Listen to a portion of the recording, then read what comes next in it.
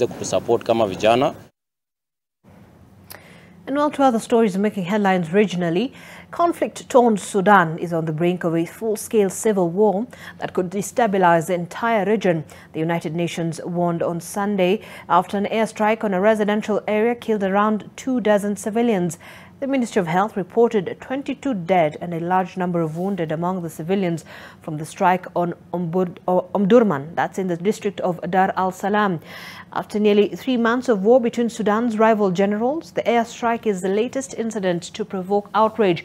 Around 3,000 people have been killed in the conflict. Survivors have reported a wave of sexual violence and witnesses have spoken of ethnically targeted killings.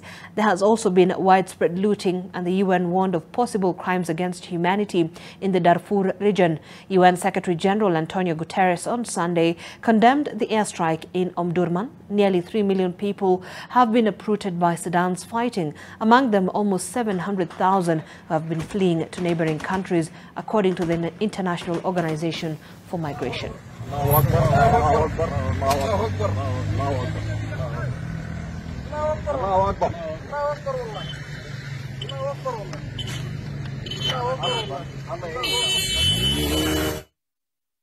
Well, away from Sudan, back into